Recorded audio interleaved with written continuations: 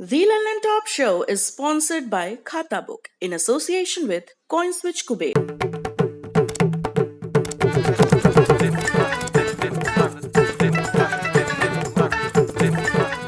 झंझट से मुक्ति, खाता बुक से दोस्ती। खाता बुक, बिजनेस हुआ इजी।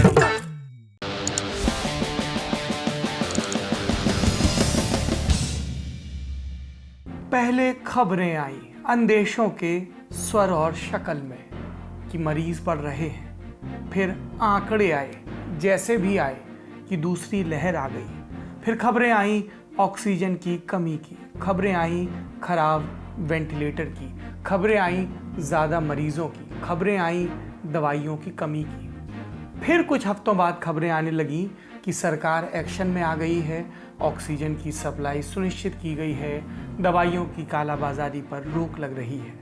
फिर खबरें आने लगी वैक्सीन को लेकर अलग अलग दावों और प्रतिदावों की। और आज के रोज खबर आई कि हमारे और आपके, हमारे देश के प्रधानमंत्री नरेंद्र मोदी हमसे और आपसे बात करेंगे।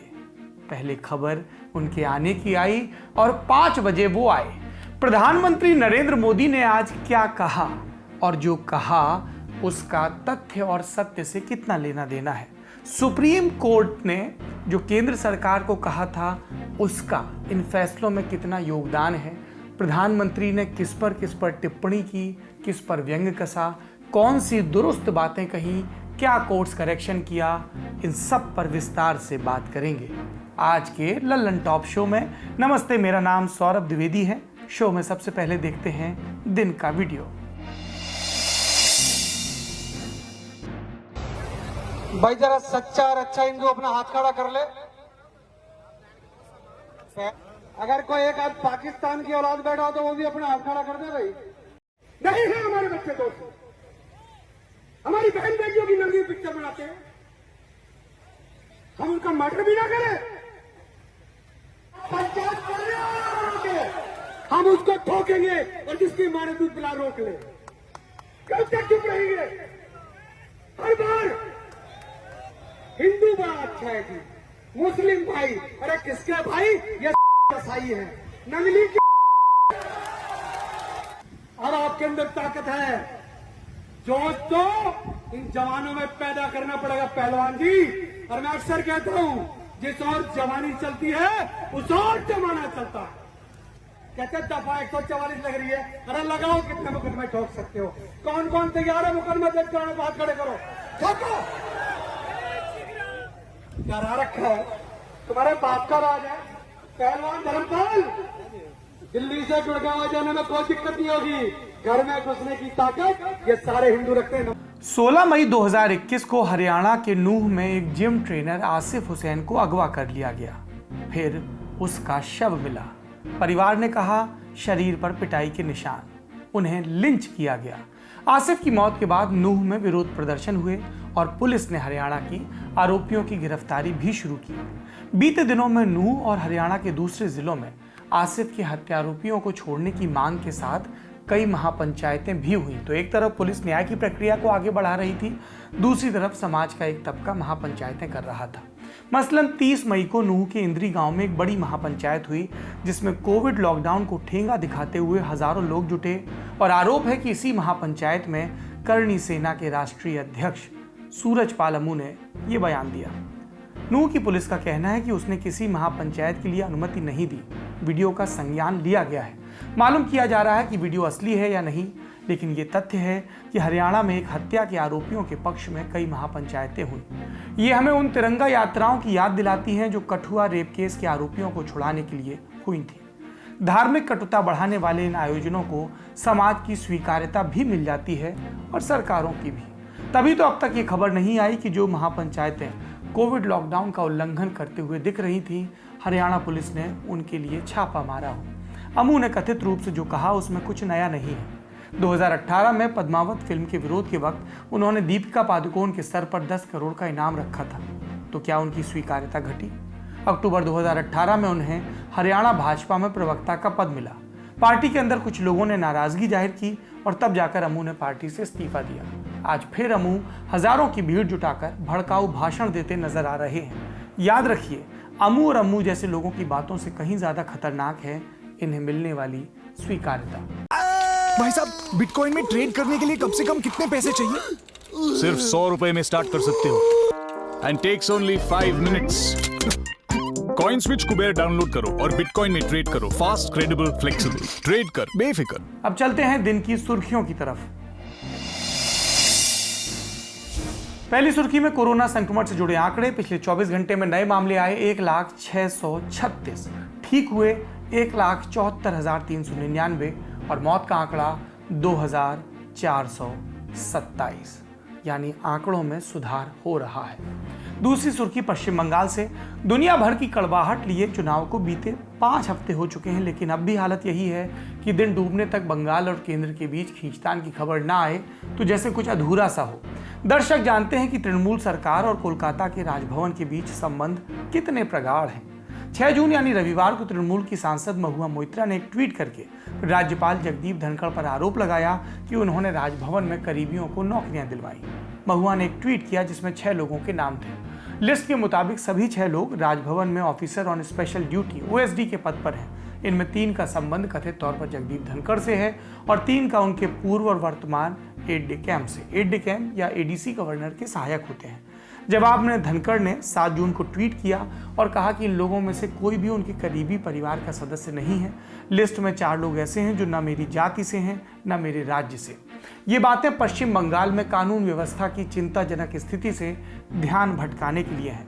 और इस ट्वीट में धनखड़ ने टैग किया सूबे की मुख्यमंत्री ममता बनर्जी को, यानी महुआ मोइत्रा की नेता। पश्चिम बंगाल में राज्यपाल धनखड़ और तृणमूल के वरिष्ठ नेताओं का काफी वक्त ट्विटर पर टैग और रिट्वीट में जाता है। कोई दिन भर वीडियो डालकर CM को टैग करता है, कोई गवर्नर को सरेआम अंकल कहता है। दोनों तरफ से जबानों की फायरिंग हो रही है और इस क्रॉस फायरिंग में फंसी बंगाल की जनता सोच रही है आखिर कब तक उन्हें ट्विटर वॉर के चलते उनके जरूरी कामों को मुलतवी होते देखना होगा। सरकार का काम ट्विटर पर झगड़ना है या काम करना। सरकार जो राज्यपाल भी हैं, सरकार जो ममता बनर्जी भी हैं। तीसरी सुर्खी मेहुल चौकसी से जुड़ी है। चौकसी के वकीलों का दावा कि उसे एंटीगुआ और बारबुडा से अगवा करके किडनैप करके डोमिनिका लाया गया और फिर गिरफ्तार किया गया।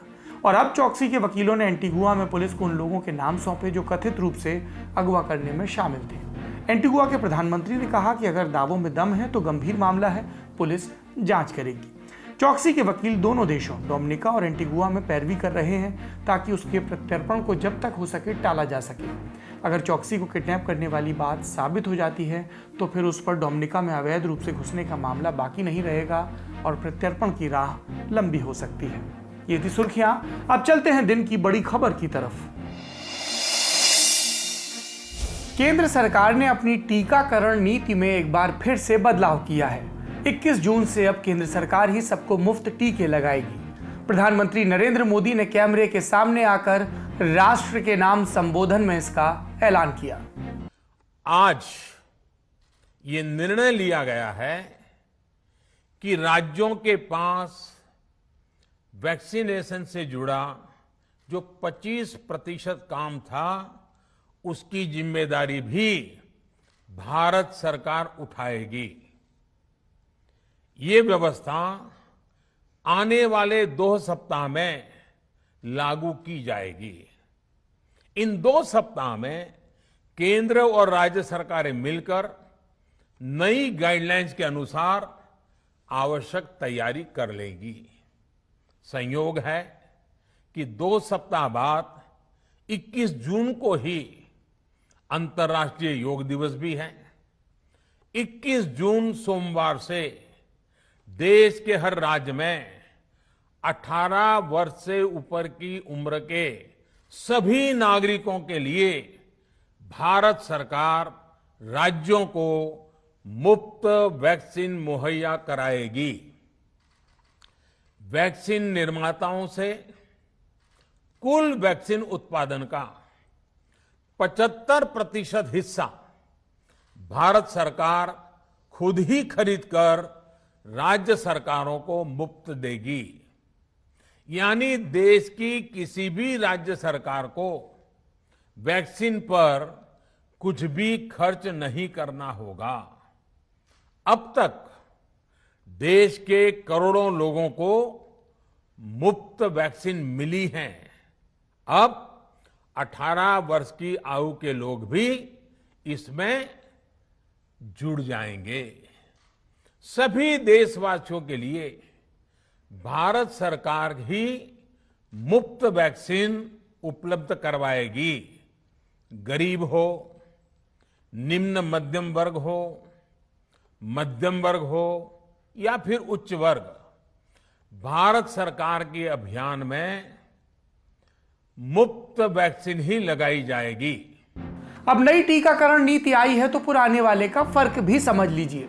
1 मई से देश में 18 से 44 साल वालों को टीके लगने शुरू हुए। इससे पहले 45 साल से ऊपर वालों को ही टीके लगाए जा रहे थे। 45 से ऊपर वालों को केंद्र सरकार मुफ्त टीके लगवा रही थी। 18 प्लस वालों के टीकाकरण के लिए केंद्र सरकार ने कह दिया कि राज्य अपने हिसाब से खरीद कर लगवाएं।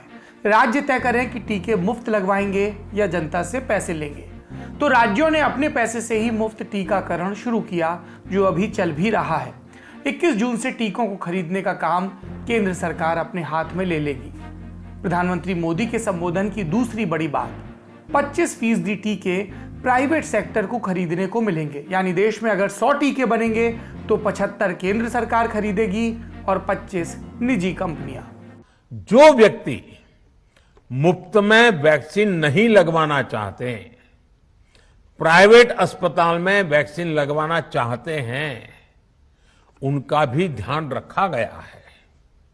देश में बन रही वैक्सीन में से 25% प्राइवेट सेक्टर के अस्पताल सीधे ले पाए, ये व्यवस्था जारी रहेगी।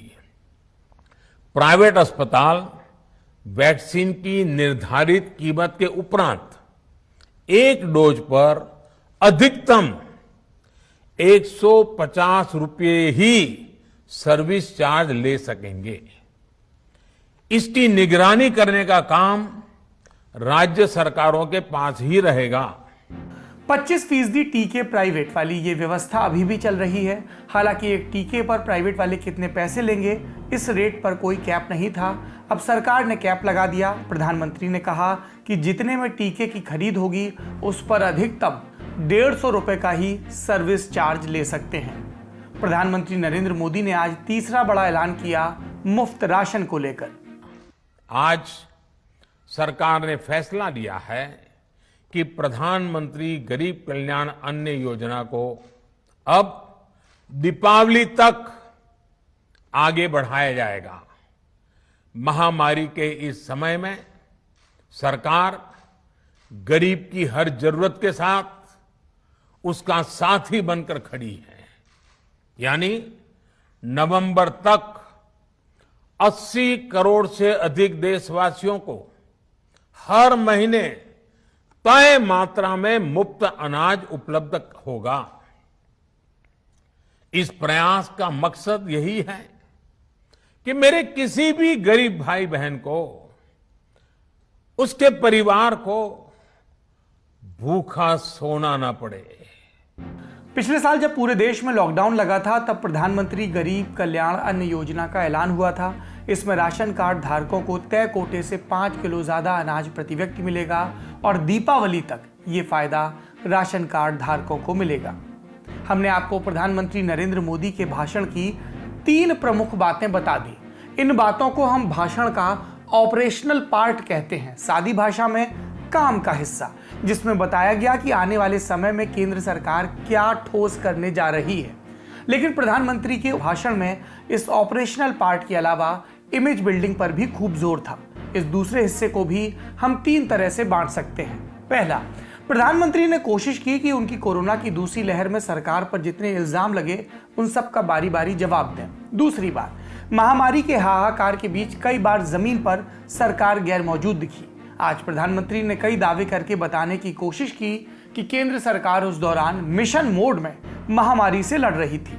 और तीसरी बात, जिन राज्यों में भाजपा सरकार नहीं है वो लगातार रेखांकित कर रहे थे कि केंद्र ने पहले सब कुछ अपने हाथ में रखा और बाद में सब कुछ हम पर छोड़ दिया, इससे नुकसान हुआ।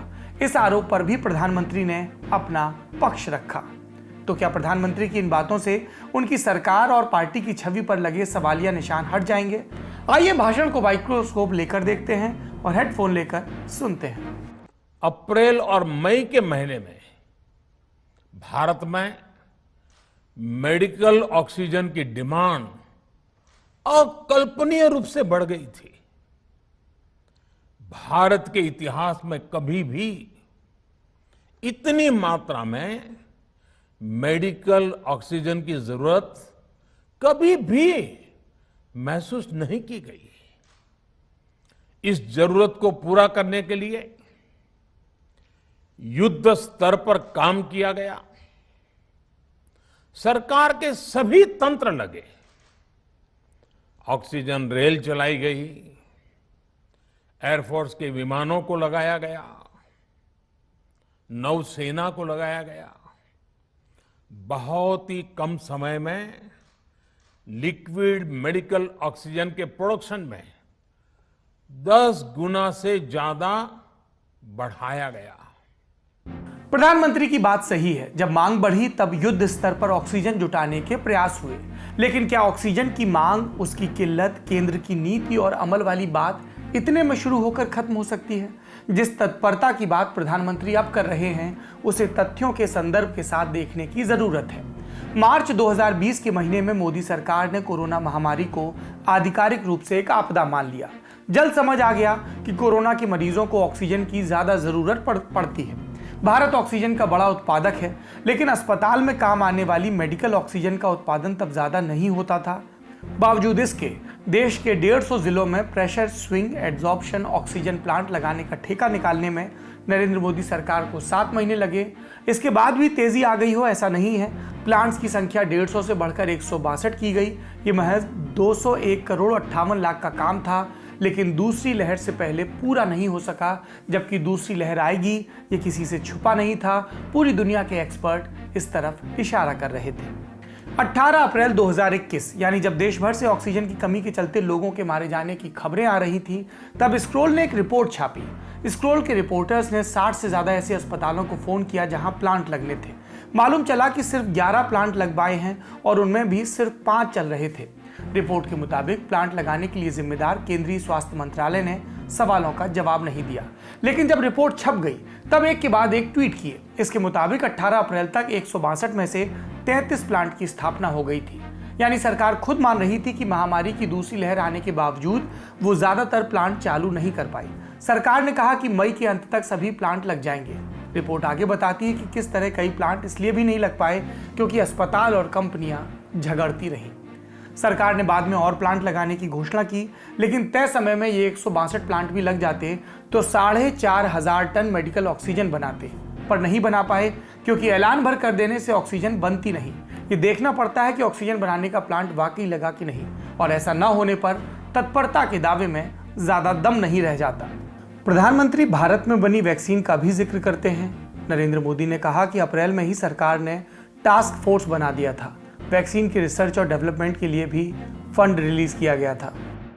कि पिछले साल यानी 1 साल पहले, पिछले साल अप्रैल में जब कोरोना के कुछ ही हजार केस थे, उसी समय वैक्सीन टास्क फोर्स का गठन कर दिया गया था।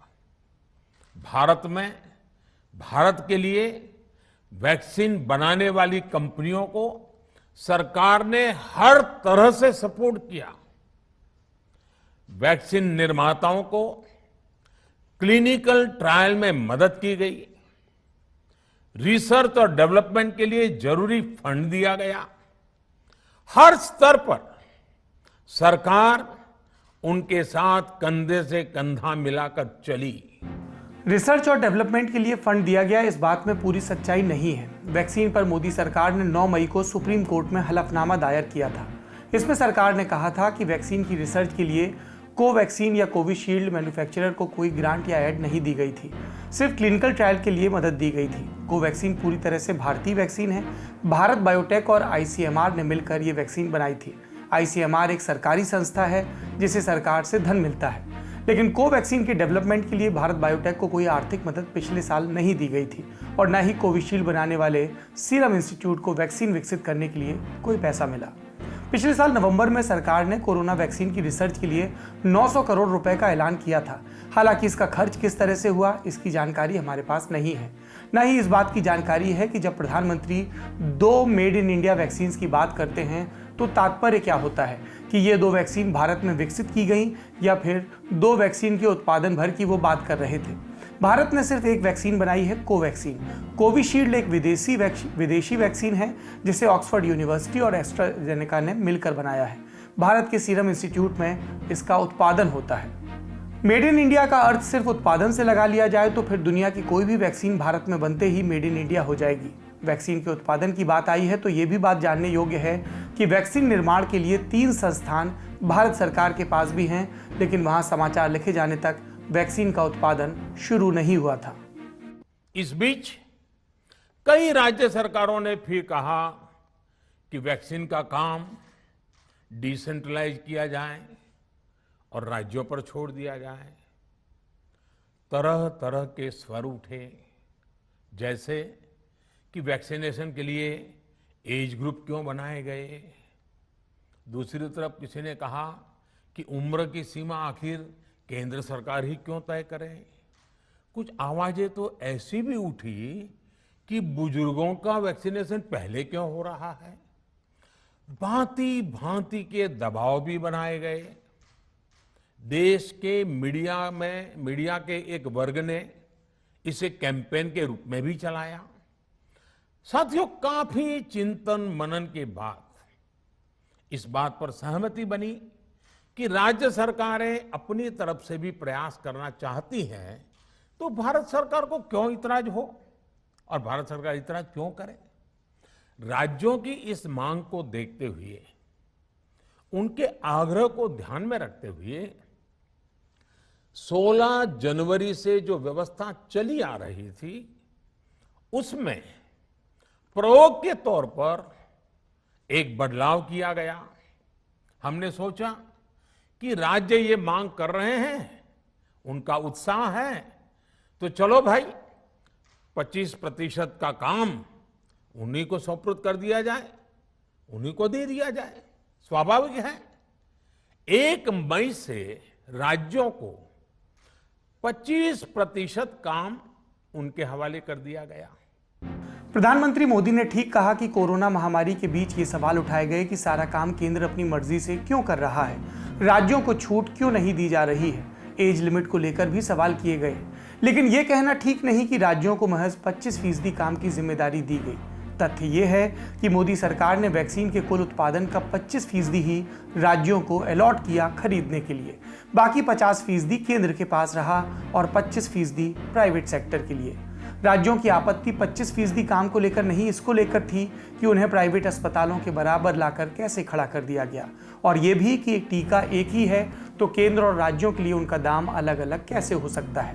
राज्य टीकाकरण से भाग नहीं रहे थे, उनसे कहा गया था कि वो ग्लोबल टेंडर से टीका खरीद लें। तथ्य ये है कि न विपक्ष के और न भाजपा शासित राज्य ग्लोबल टेंडर के माध्यम से वैक्सीन खरीद पा रहे थे। कई ग्लोबल मैन्युफैक्चरर्स ने साफ कर दिया था कि वो राज्यों को नहीं, केंद्र को ही वैक्सीन बेचना चाहते हैं, और यही कारण था कि राज्यों ने इसका विरोध किया। बात 25% जिम्मेदारी या काम की नहीं थी, बात यह थी कि केंद्र ने राज्यों को जिम्मेदारी देने के बजाय उनके लिए जिम्मेदारी निभाना मुश्किल कर दिया। राज्य सिर्फ यही कह रहे थे कि आप टीका खरीद कर दीजिए। आजकल एक शब्द बहुत प्रचलित है, मीडिया का एक वर्ग। इसका इस्तेमाल अमूमन सरकार की आलोचना वाली रिपोर्टिंग करने वाले मीडिया के लिए होता है, और ये सुनकर हमें तो बस यही याद आया कि जो सरकार कहे वो पीआर और जो सरकार कहने से बचे वो रिपोर्ट। चलते चलते हम यही जोड़ना चाहेंगे कि सरकार आखिरकार सही रास्ते पर आती दिख रही है। बेहतर होगा कि अब वो पूरा ध्यान इस सही रास्ते पर लगाए। किसने क्या किया, नहीं किया, क्यों नहीं किया, इन बातों की जवाबदेही इतिहास में तय होगी, लेकिन फिलहाल वक्त एकजुट होकर इस महामारी से लड़ने का है। प्रधानमंत्री नरेंद्र मोदी ने भी अपने भाषण में यही बात कही। हम उम्मीद करते हैं एक नागरिक के तौर पर कि केंद्र सरकारें और राज्य सरकार सियासत को किनारे रखकर अपने अपने राज्यों में, अपने अपने जिलों में, शहरों में, गाँव में हेल्थ व्यवस्था को, हेल्थ इंफ्रास्ट्रक्चर को दुरुस्त करने पर पूरा ध्यान लगाएंगी, क्योंकि जब जिंदगियां बचेंगी तभी सियासत का और बयानबाजियों का कोई मतलब होगा। यहाँ पर एक बात और दोहरानी चाहिए। बात ये कि किस तरह से सुप्रीम कोर्ट ने केंद्र सरकार की जो वैक्सीन पॉलिसी है उस पर सवाल उठाए थे, और कई लोगों का मानना है कि ये केंद्र सरकार के लिए ये आलोचना जो सुप्रीम कोर्ट की तरफ से आई थी, जो सवाल आए थे, वो एक वेकअप कॉल की तरह थे। और अब केंद्र सरकार ने वैक्सीन को लेकर जो अलग अलग कन्फ्यूजन थे, रेट स्लैब को लेकर, अलॉटमेंट को लेकर, उनको दुरुस्त करने की दिशा में सही कदम उठाया है। बाकी लल्लन टॉप आपको समालोचना के जरिए तथ्य और सत्य बताता रहेगा। आज के शो में इतना ही। अपना और अपनों का ख्याल रखिए। शुभ रात्रि।